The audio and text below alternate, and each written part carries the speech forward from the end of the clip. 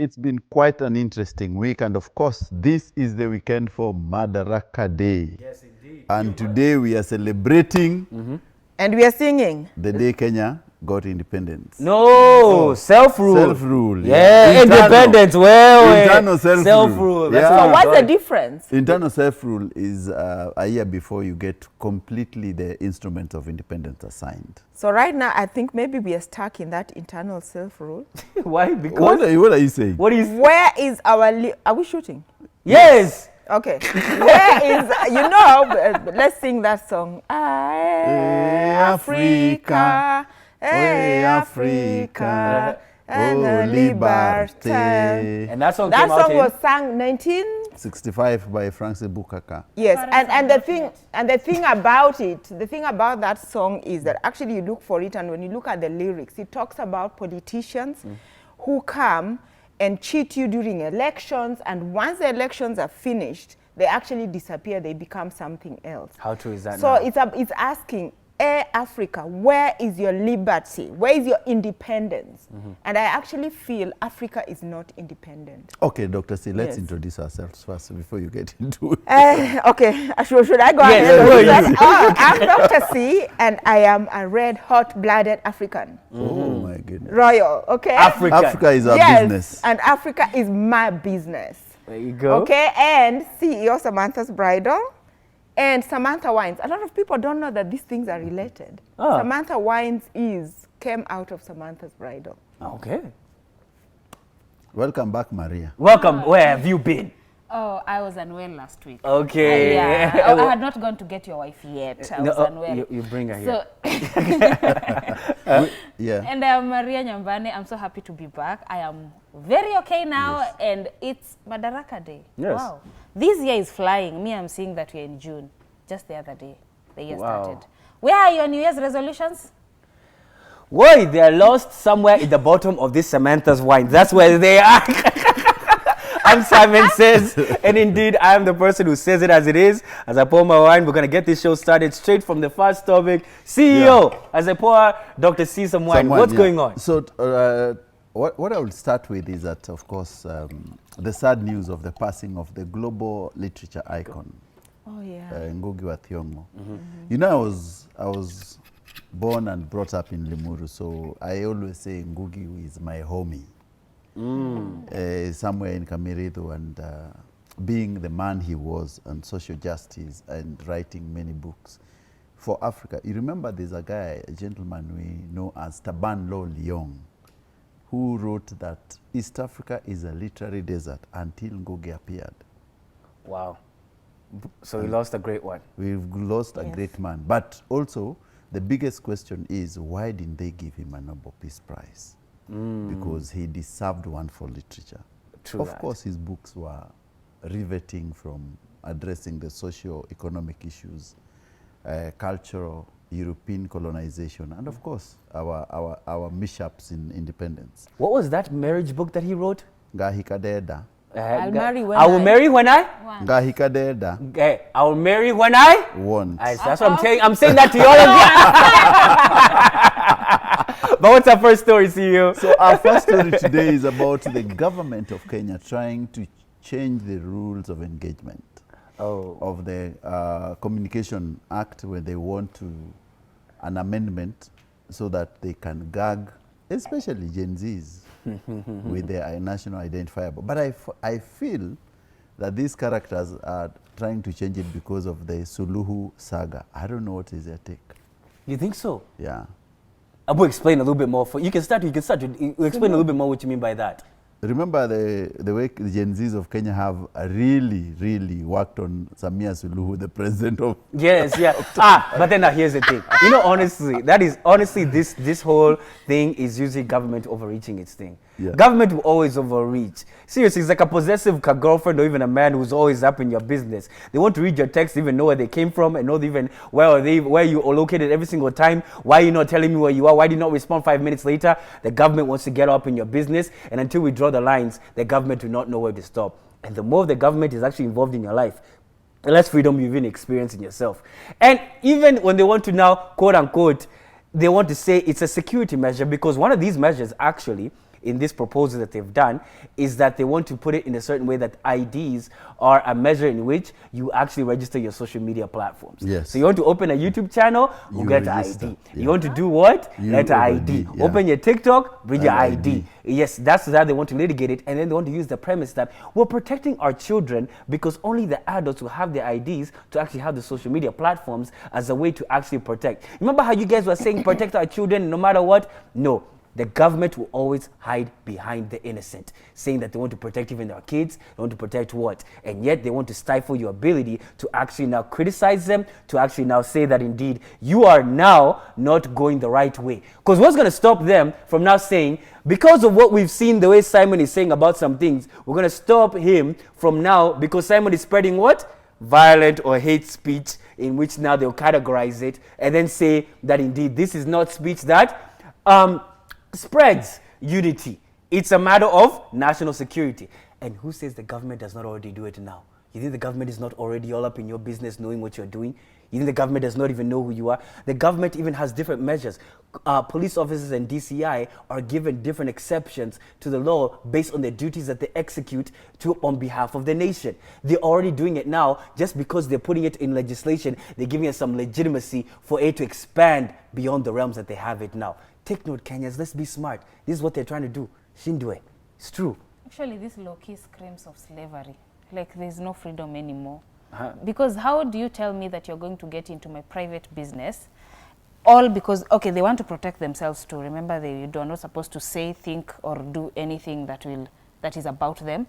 So right now, they are low-key trying to protect themselves, not our children, because even our kids who have the social media accounts are managed by us. Of course. So you can't tell me that these little kids are managing their own accounts. No, they are managed by parents. So they are not protecting our kids.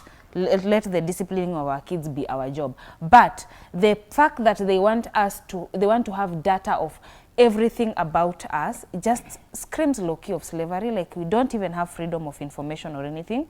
Other people are actually getting more internet knowledge on how to get better and bigger. But right now, how will you be doing something like, let's say for example, you have an invention. Who is to say that they will not take it for themselves or copy it for themselves? Because right now, let's face it, they know everything that happens. So you don't have security, you don't have privacy, you don't have, literally you don't have a life. And if they start asking for IDs on registration of online accounts, let's not forget that the same accounts get hacked. The same accounts, like the internet is not always safe. It's not like right now when they tell us now we need to add the IDs and all that, no, there's no safety there. In fact, they'll actually be putting us at more risks because right now if you hack my social media account, it's just my account. You don't have my ID, you don't have most of my personal information is personal as it should be. But if now you hack an account with even an ID, how is my bank account? Exactly. So the security they are trying to portray is actually a lie. It's more like they are now going to put us at risk by trying to enslave us. That's the point. Dr. C, You you drink wine first. People Samantha wines before. It's that serious. Because I'm just going to say something else that's completely different. Okay, this is what I think. If we did not have the kind of scandals we are having, especially, you know, these scandalous projects and all that, and our money was accounted for differently, and economically we are in a different place, I would say actually go ahead. Yeah. I think a lot of Kenyans are so idle. We are the ones, like in the whole wide world, in this whole wide world, we are spending the highest amount of time on social media. Our young people are actually just idle. And this is what is causing, this is why people, if you had things to do, what would you be doing, spending the whole day doing on social media? That said, No, come on. You know, the day I visited China, the day I was in Shanghai, and I saw actually Shanghai is like 5-10 times the size of New York. Of course. You know? Then I said, okay, maybe democracy is not the only type of rule that we need to have, political system. Can we have a mix if it will mean we have this level of development. I think today, if we had a functioning healthcare, yeah, and you'll talk to us about that, there's a story you have, we had a functioning education system, we had things that are working, people would actually not bother. You know, you guys, when you travel to the other countries, then you realize even the way our telecommunications is so open, it's so easy to get a SIM card. In other countries, you'll sweat by the time you get a SIM card. So when those things are introduced here, we think so that we are enjoying a level of freedoms that a lot of people do not enjoy. Even Europe, by the way, do you know social media in Europe is regulated? Yeah. And the onus is on the social media providers. In China, they're not, they don't enjoy the freedoms. It's highly regulated, yeah? Such that, yeah, you don't just go online posting things. I see. Yeah, so I'm saying that can the political class concentrate on development things? People, these social media things, they'll just end. People will be so busy trying to make a living for themselves that they actually don't care about social media. On the other hand, I think, yeah, it may stifle expression, but also on the other hand, as a business person, do you know, all somebody needs to do is to see, okay, so Samantha's bridal is really working. Okay, I'm going to register Samantha, I don't know what. And then they start running an online business with your name. And to police that, it's very, very difficult. So I think on a business level and on a level of trademark infringement, I just recently won a case where somebody woke up and decided, because they were born being called Samantha, they can start a business called Samantha. And I had to go to court, spend there almost 7 years fighting. I recently won it. So I think there should be controls. Yes, go ahead, Blakini, politicians, just make sure there's some bit of development. I'm for that. Sorry, guys. But CEO, before you speak, guys. CEO, before you speak, what you just said is hell no. Do you know why I say that? I don't think you should ever put it in the politicians' hands for you to actually for them to litigate on what you should and should not do on social media platforms. Because as a politician's hand, which are lawmakers, they always fluctuate more than even as someone who's going through emotional instability. Seriously, you should never ever want to do that. And another thing is, I always have an issue whenever we speak on the confines in which now we say that the freedoms that we express as Kenyans, but maybe other situations they are, you also understand the context. Context in Europe is different context in Kenya. Just because they're doing it and it's working in Europe does not mean it should and be implemented in Kenya. We should implement things in our own specific way, strategic to the goals that we have in Africa, because as CEO says, Africa is our business. We should not necessarily just go over there because you hear there's regulations in Europe, because they're regulating speech, talking about what a man is a woman, whatever, and all those other things. I mean, you cannot even say that. Now, that's their regulations because they have a whole different moral spectrum. We have a whole different morals code, and we should actually now enhance that and embrace even now learning how even what we're going through right now is this in Kenya. In a specific thing, what we're going is the friction in which we want to get economic growth. We've already established democracy. We have very good documents. Now it's economic growth, and we're having the friction of the haves and the have-nots, and a lot of Gen Zs and a lot of younger people are expressing contempt and disdain because they're not going to grow economically just like how our parents were. All they needed was a degree. Get a job, there they have land. Us, getting a degree, you're still broke there, you're there suffering, and you cannot do anything. That is the friction that's going on. CEO, don't you agree? Before CEO says something, I want to say something. I want to say something before CEO says something. The government has let us down in so many things. Yes. Why are we trusting them with the internet? How?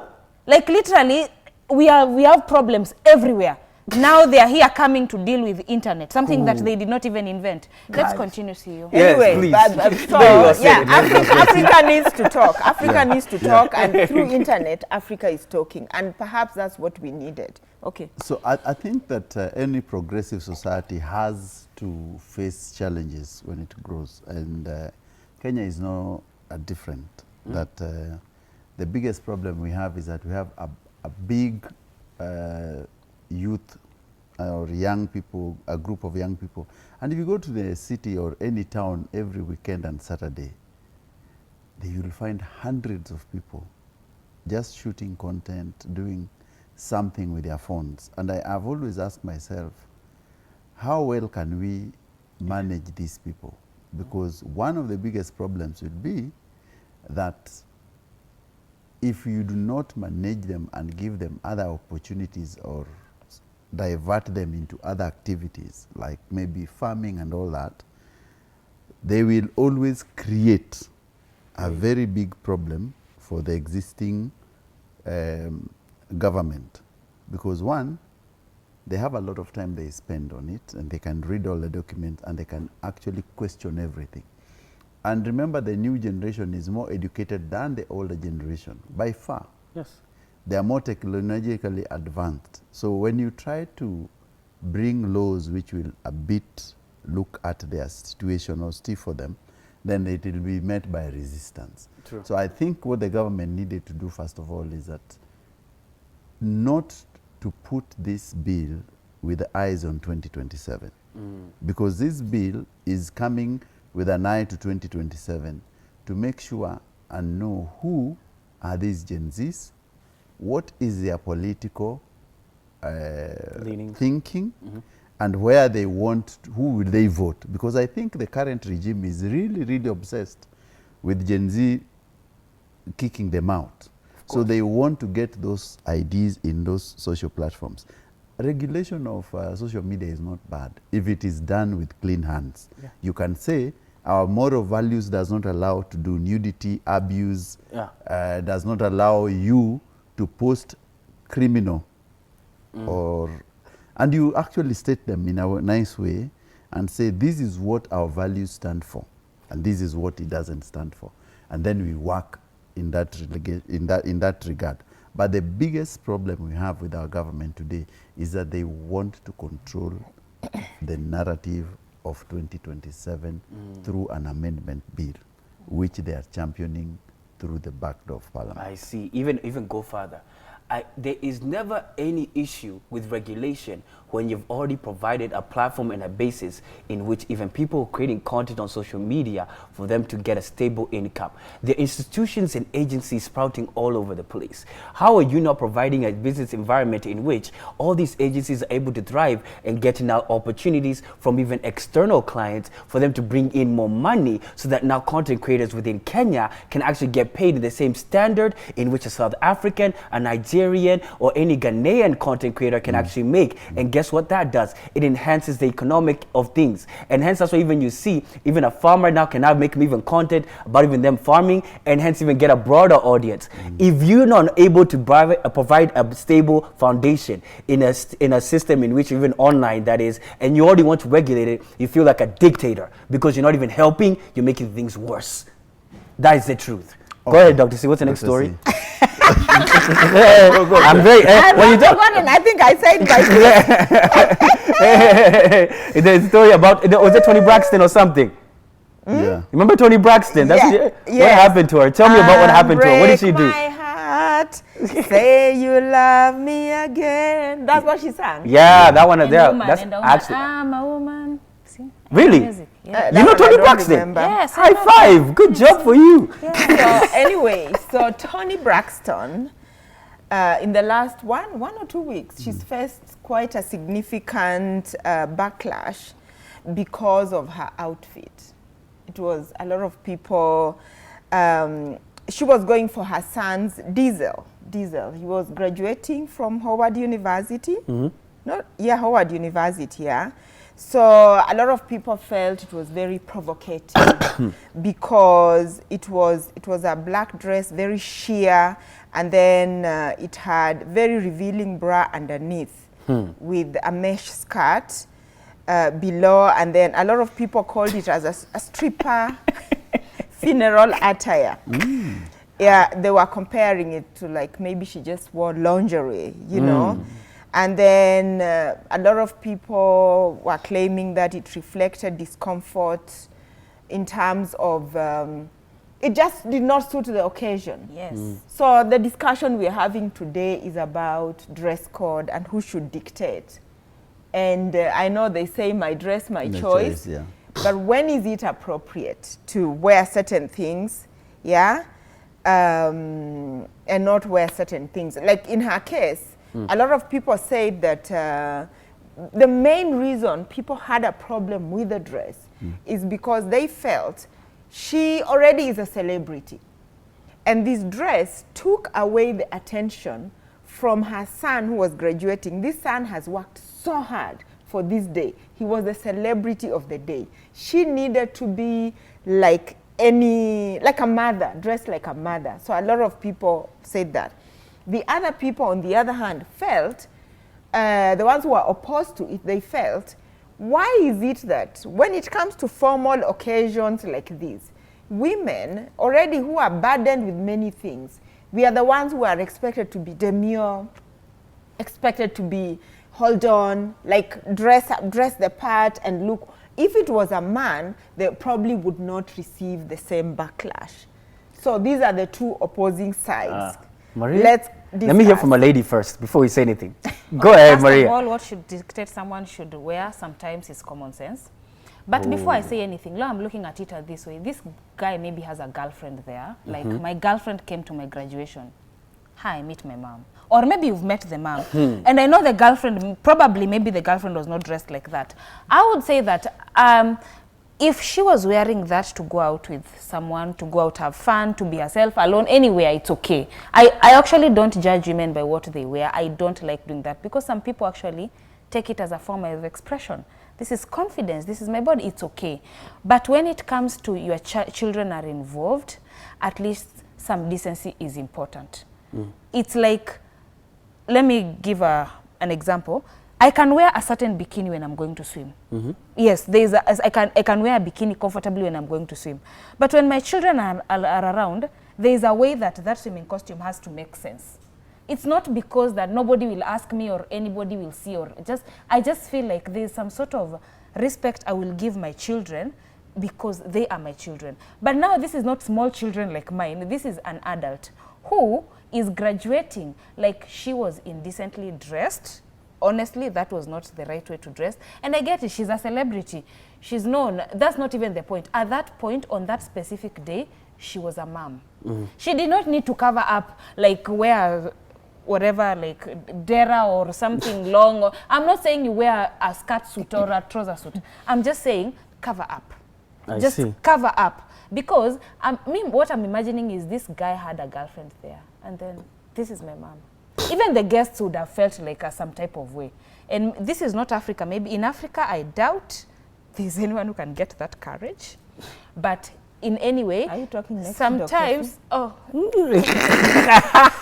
sometimes let common sense dictate the dress of your dress of choice. I see. Yes. One thing I would say is this. Let me get you some breaking news.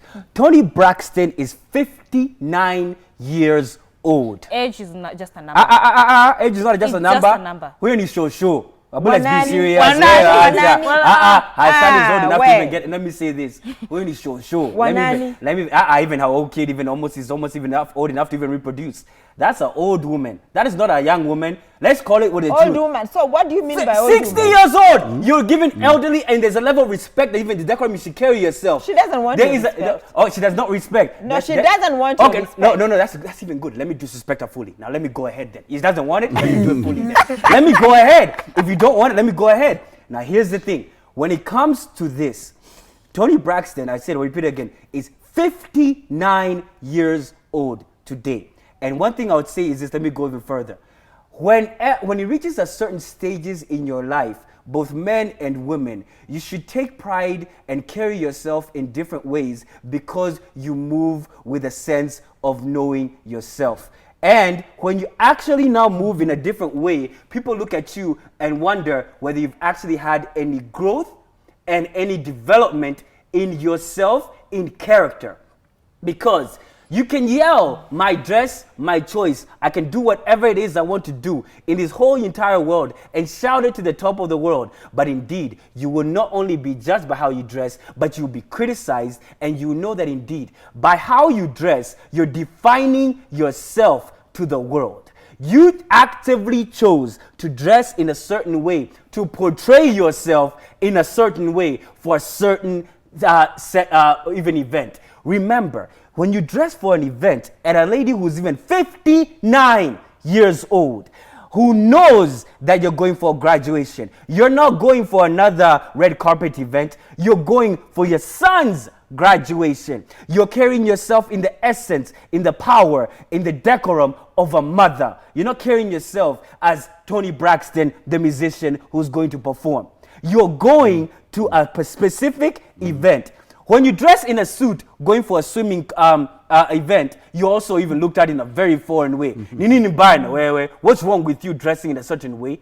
That's even the inverse. It shows a lack of emotional intelligence and a lack of mental development. And it's important to criticize and shame such behavior so people can actually know how to dress appropriately and how to move appropriately. Bring shame back so such behavior cannot be duplicated in 59-year-olds.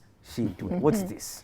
You know what, CEO? We're going for a break. We're going for a break. Before we go for a break. No. You see, you guys, breaking news again. Break it. Yes. Tony Braxton does not care about what you think, and she represents a lot of us women. Actually, I would dress like that. To your okay? To your child's graduation. Yes, I would. And because you know what? You guys have a script in which you expect a 59-year-old woman. With decorum, yes. No. Decorum depends on what? Depends on no, I don't. the situation that you're in. No. The situation that you're in. Occasion. No. I'm saying occasion. Then accept the criticism that you get. Accept the criticism that you get then. Okay. Yes. Accept the criticism. You said you're destined to accept the criticism or that you get. anything. I'm looking occasion. It doesn't matter the occasion. It does. I wear a certain way. But you'll wear the way you want. You don't dress like that in church. The new breed of 59-year-old women, you 60-year-old women are not fitting in that script. I want us to go for a break. It's not the script. They don't fit in that script. Maria, we're keeping it too real. Maria, I want us to go for a break. And at least say your two pieces. I'll just say one thing that say it. To dress, you must be very intelligent to know how you want to dress. And this thing goes into where you work as well. Because you cannot, if you do not have a way you dress, then people can walk in even in offices with bikini and all that. Or you go to social gathering with a long dress. We are saying that your dress cannot be your choice. It's not. Your dress is dictated with occasion. Yes, thank you, CEO. Thank you. I completely disagree. May it go on record. No, occasion matters. As a lady who knows how to dress, and you know how to dress even in the red carpet. Dr. C, you know how to dress well. Even embrace yourself, you know how to use intelligence. We'll be back. We'll keep it real.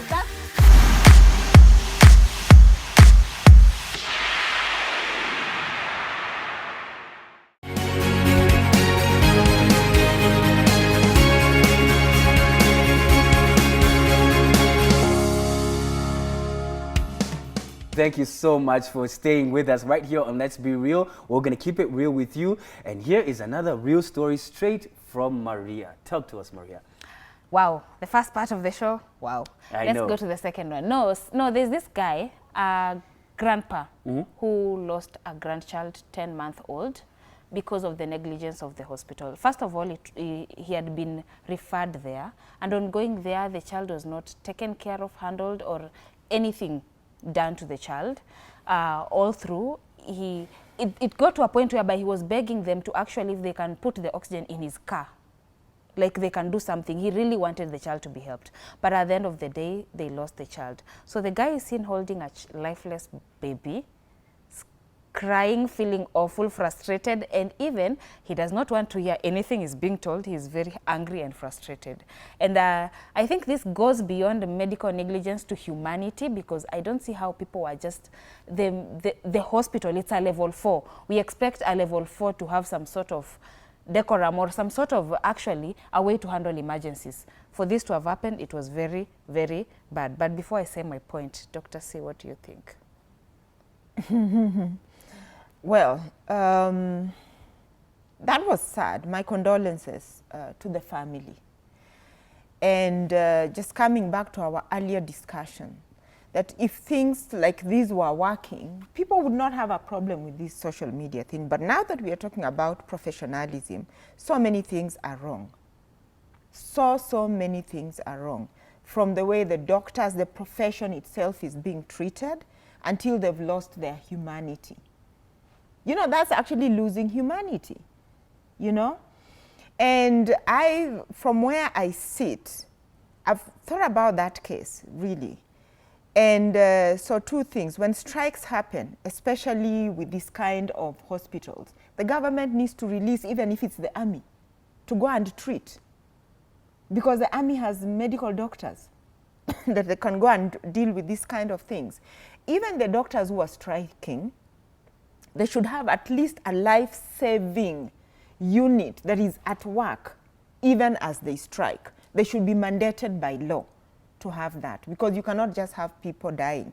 Number three, I think so that many Kenyans are feeling where it's hurting. So it's going to go beyond the 200 people received during elections. Wakenya kama mnasikia, those politicians coming to give you 200 bob, the next thing, you're going to be the one holding your child. Just go and look at that parent holding the child and think about the 200 you're eating today because a certain politician has given you to give them your vote.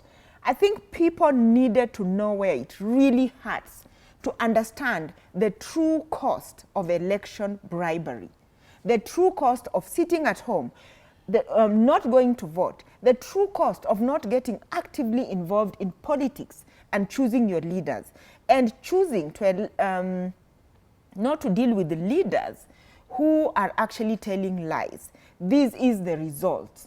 This is the result. If the systems, the health system is not functioning, yeah, you know, in the same light, I can tell you, there is a doctor who went to Marsabit, and he was working throughout the corona season, and he died still asking for his remuneration. You saw that, doctor? So it's hitting both ways. It's very easy for us to blame the doctors, how inhumane they were, how whatever. Even they are dying. So it's just a bad state of affairs. So 2027, you need to come out in large numbers. And remember, it will hit home. That's how it hits home. CEO? I think it's a very sad situation to lose a child. And we always say, there's a book, we say the child is the father of the man. The child is the father? Of the man. Interesting. So, and that's why, because that boy was named after the grandfather, and the boy died, and the guy really, really felt distraught. But the biggest problem with our hospitals is the law that the county governments runs these hospitals. The county governments do not have capability or capacity to run these hospitals. I think the biggest thing we should have done is that hospitals should have been managed by the national government, so that we look at and see where we need drugs, because the counties are supposed to allocate money for drugs for these hospitals at a certain level, and even their ambulances and all this. And the counties themselves do not have that capability to take care of the citizens. So, because the governor is busy building big houses and stealing money, which was meant for medical care for these constituents. So we need to relook into our laws and see, is it right to have these hospitals domiciled in the county level? Or do we revert them to a national level, and then we have a proper mechanism of control, checks and balances, and people who we can point our fingers to? Because remember, and that's why you see when there's a strike, you find a certain county has a strike in hospitals, and these are the ones they are working. Because that county has not delivered on the comprehensive agreement with the doctors. And this is why we have this big problem. I think it should have like the teachers, where you have a national body which controls the teachers as a way with the doctors, so that we do not have these piecemeal things going on all everywhere. But beyond the structure of organization, I think we also need to question our humanity a lot, because an ambulance should always be on standby. And available. And available. Their fire brigade and ambulance are not things which we negotiate about. You cannot say you are the driver of that ambulance and you're on strike. So we need to question, where are we going to move from this? Let's not have see many more deaths, for stupid deaths like those ones in our country. This actually reminds me of the time that I gave birth to my firstborn, when I almost lost my child because an ambulance was unavailable. The hospital, the nurses were just running around and they're acting as though they're not supposed to do anything.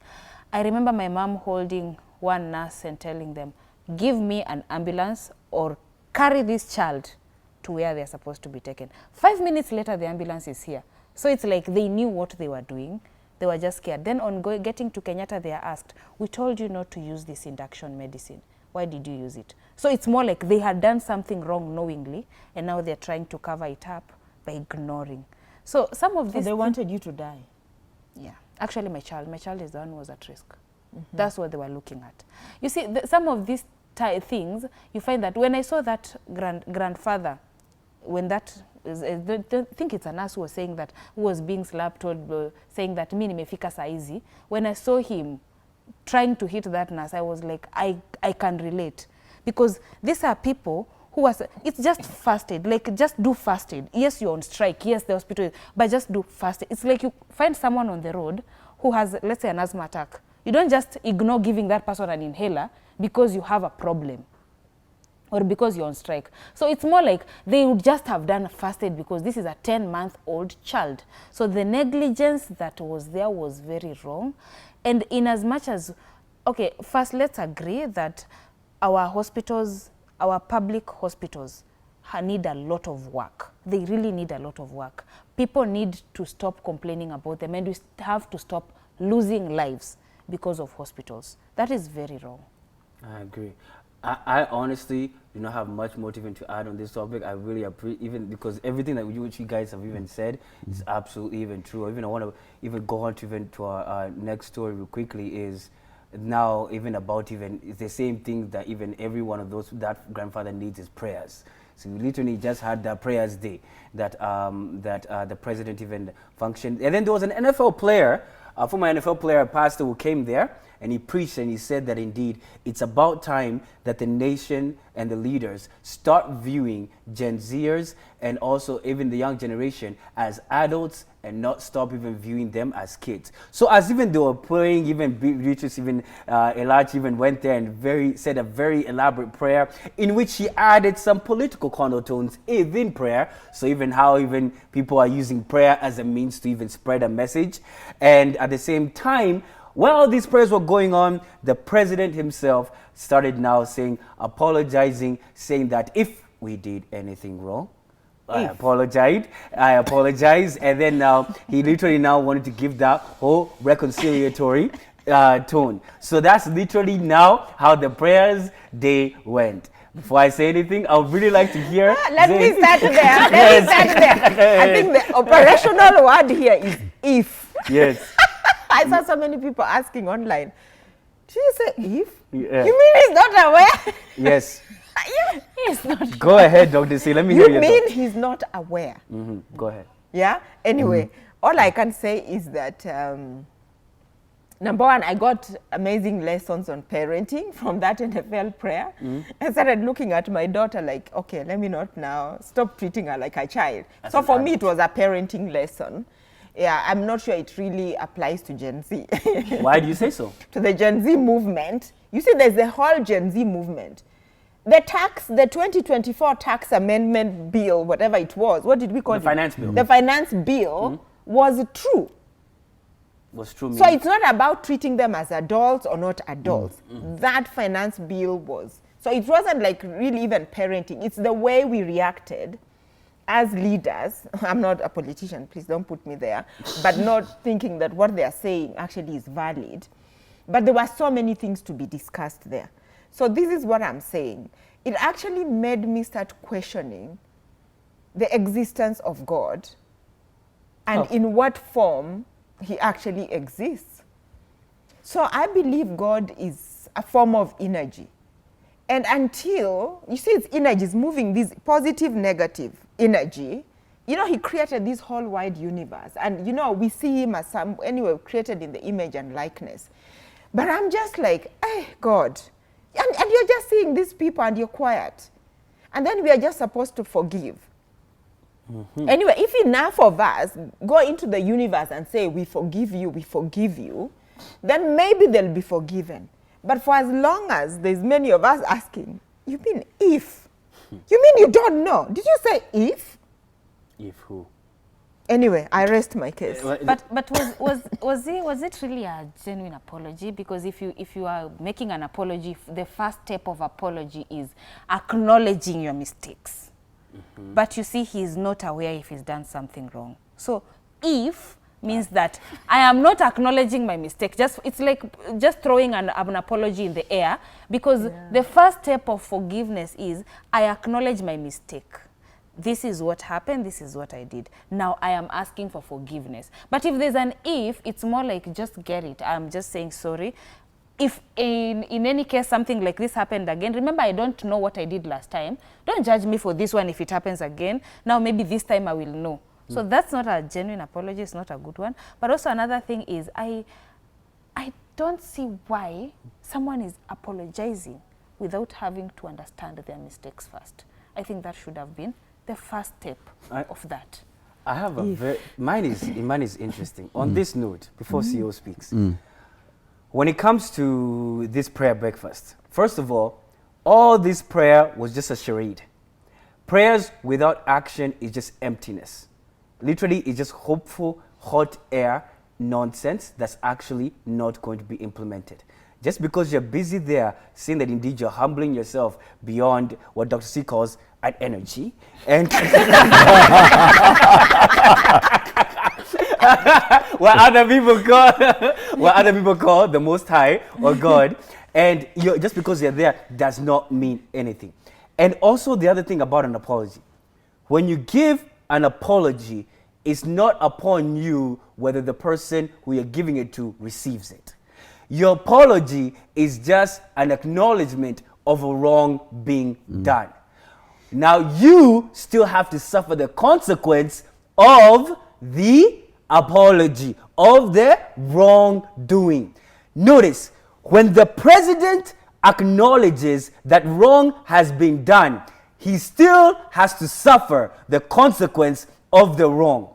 We are not willing to give or even accept the apology until the punishment of the wrongdoing is accorded. It may be one time. It may be different things. We're not pointing fingers, but we may think that the consequence and the acknowledgement of a wrongdoing is there. Kenyans, we now know that the president knows that he has done wrong. That means that this president is acknowledging that he has actively engaged in a wrongdoing while leading us. That is a fact that he has stated, not us. He has stated in the presence of the Most High or the energy, as Dr. C would have stated. But that is the truth. That is now one thing that I'm not even saying. That is something I'm not even saying it. It's the president himself. An apology given does not mean that the person receiving the apology has to accept it without you suffering the consequence. That is the thing I want to say. Which means he deserves forgiveness. If not other forgiveness. People forgive him. Forgiveness is given after consequence. Yeah, that's the point. If other people forgive him, it's okay. Other people are who? Other people might forgive. CEO, have you forgiven him? You know, I have, because God said so. I look at, sometimes I look at president and I wonder who advises him. Because if you look at the forgiveness he was seeking, you start with Tanzania, you start with Uganda, and you just wonder, is trade more important than any other thing of your national interests? Because you see, what the president was trying to do is to stem the Gen Z's onslaught on our neighbors. But remember, he did not even react when Martha Karua, Chief Justice Mutunga was actually kicked out of Tanzania. Boniface Mwangi was arrested, tortured, and brought back. Agatha from Uganda was raped, and other things. There was nothing In fact, Musalia Mudavadi flip-flopped and mumbled like the way he mumbles about international relations. And I wondered, after all this, you still give an apology. Why don't you ask them? Yet, in Kenya today, the East African citizen is treated much better. The Burundians are selling shoes all over. The Rwandese are in our salons and massage parlors. The Ugandans are in River Road. And because we believe in one East Africa. Yet when our people go to these other countries, They're not accepted. It's not accepted. So the president should have sat down and talked to his peers and told them, you will not mistreat my people. And if you are going to mistreat them, let's have a common way of looking at things. But you quickly apologize to Mama Samia Suluhu. You quickly apologize to Ugandans and call them your friends. And then you add a line as a rider about Gen Zs. It didn't sound genuine. It didn't sound real. It sounded as if I'm just doing it because the preaching by this gentleman has touched on Gen Z issues. So I will say that we are not treating them as children. We are treating them as adults. But there's a way you treat people. How do you treat people? You treat people with, if you are the president, as a national symbol of unity. Yeah. You unify them, you talk to them in a better way, and they bring development to them. You do not just be running around on top of cars every day as if you're campaigning for 2027. One thing, CEO, you've mentioned something very important, even as I bring even another quick bonus story. When it comes to even this, our president here, our president is not standing up for us Kenyans.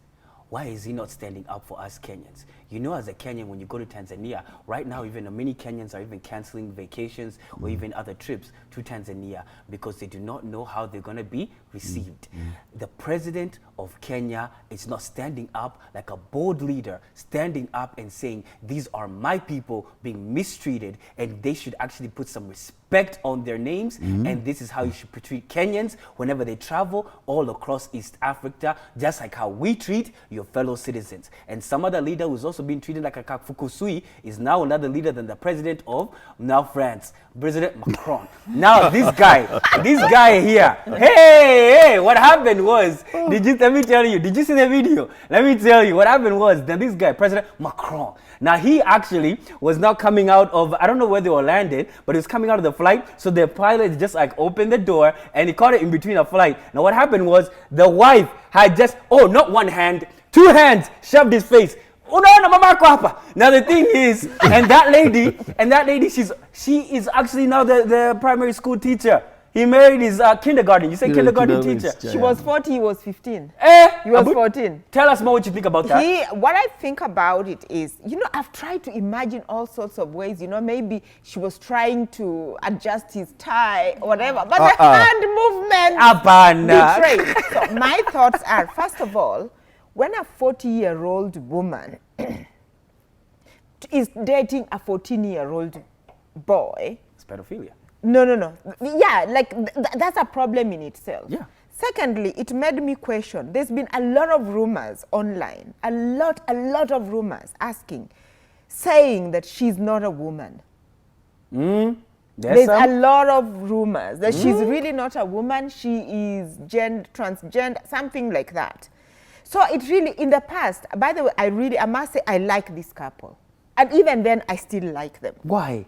I just like them. I've always just liked them. So this was, okay. Third, I want to say, if it was Macron who was, the reverse was true, oh my God, the world would go into an uproar. He would be the most hated man on earth. But instead, he took it with grace.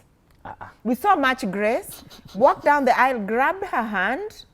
But it also means that actually it's Brigitte Macron, yeah? Yeah. She's Brigitte. She's the one ruling France. Yes. Now, what am I saying? Yes. I am saying that men, ati nyi watu, mumekata kupatia wanawake madaraka ya kuongoza. You are already being led. There are so many world leaders now who actually it's the wives who are ruling just behind the men. See So you you. gotta decide. Just give us the freedom to rule I you. think Quick that's one. what happens actually. What do you Most think? of the Yeah. time, the women are the ones who are doing things in the background. Yeah. You'll be here thinking that men are the ones doing it, but the Yeah. women are the ones It's running the the show. women. Quick, what do you think, quick one? So I always say that if you go to the first world, remember if you are a man, that number one, the woman is always powerful. Number two, the dog. Number three is that man. Yes. That is the order. That's the of pecking order. The pecking order. And that's where they Wow. succeed. Yeah. So and that's why that woman had that audacity. True. And one, even go even further, men, even when you choose to even get into a relationship, only get into relationships in which you're actually respected, in the sense that no woman who actually respects you will behave like that. And this is not the first time that that has happened, because the audacity in which she did it, and whenever a woman even treats you like that in public, one thing I say is this: men, if a woman hits you in public, don't hit her back, tell her, do it again, because I'm going to tell you what to do. Do it again. And then I did it again. Do it again. You're my little B word. Do it again. That's what you do. You validate like that because you have to remember that indeed you have to establish yourself and don't move waywardness in the sense that you're just following Africa should leaders do here like and there, fast and work. you're allowing violence to happen to you in public. I like how Macron Hapana. handled it. No, With no, no, no, like in a full-blown war in front of the whole world. that is emasculated man behavior. Macron behaved like an emasculated man. What did you want him to because, do? No, because France, the image of France was at stake. Forget that. The image of, no. He walked down the stairs. He put France first. He put France first. He lost his manhood and he behaved lost like a everything. statesman. He lost his Like manhood. So guys, That is not a man. No. Well, He just behaved keeping it like a real. This is the problem with right? Africa. Just keeping it real. No. He behaved like a statesman and put the image of France first First. and defended France. Yes. It was not So- Macron. No. It was the You image see of where France. Kenyans are failing? Yeah. That's why he will lose the next elections. Yeah. Guys, just But- keeping it real. Why is he But losing? That is but- true. He'll lose, but he'll lose. It's always very He'll good lose. that at least Macron has gotten the slap, because he has always made African countries really suffer in the Somebody Sahel needed to region. slap him. Someone needed to slap sense into Yeah, him. he's clearly. Because he has none. Yeah. I love that. That says a lot about I what love British that. That's marriage why he's a CEO. That's why he's our CEO. Yeah, right? The last one. You know? All right, thank you very much for keeping it. Let's be real. We'll see you next week, guys, okay? Happy Madaraka Day. Where's your freedom? Let's sing. Oh, I forgot to tell you tomorrow. Africa. Happy Madaraka Day. Africa.